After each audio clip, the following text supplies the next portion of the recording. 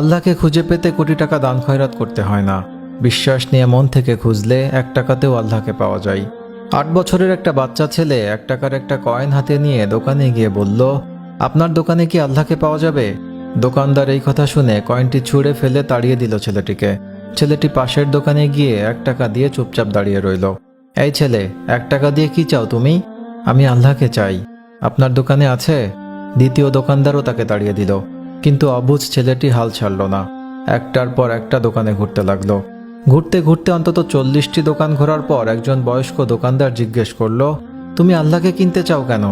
কি করবে আল্লাহকে দিয়ে?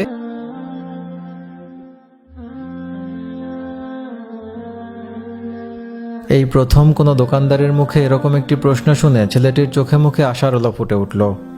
নিশ্চয়ই এই দোকানে আল্লাহকে পাওয়া যাবে।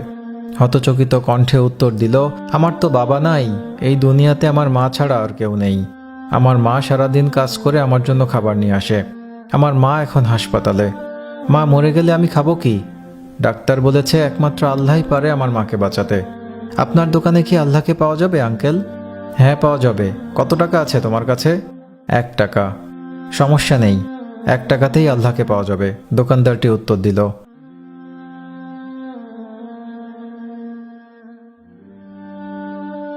দোকানদার বাচ্চাটির কাছ থেকে 1 টাকা নিয়ে খুঁজে দেখল 1 টাকায় 1 গ্লাস পানি ছাড়া বিক্রি করার মতো কিছুই নেই।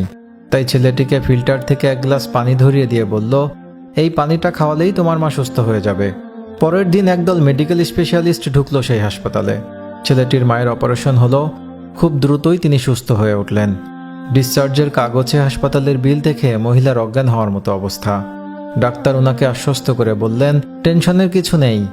একজন বয়স্ক ভদ্রলোক আপনার চিকিৎসার সব বিল পরিশোধ করে দিয়েছেন।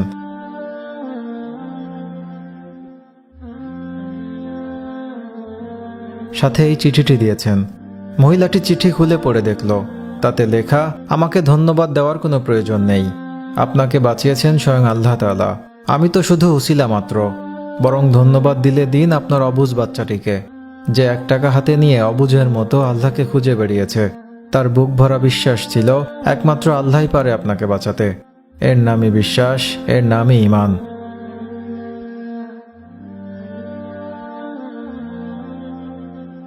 আল্লাহকে খুঁজে পেতে কোটি টাকা দান খয়রাত করতে হয় না। বিশ্বাস নিয়ে মন থেকে খুঁজলে 1 টাকাতেও আল্লাহকে পাওয়া যায়। ঘটনাটি হয়তো কাল্পনিক, কিন্তু আমাদের শিক্ষা গ্রহণের জন্য রয়েছে অনেক কিছু।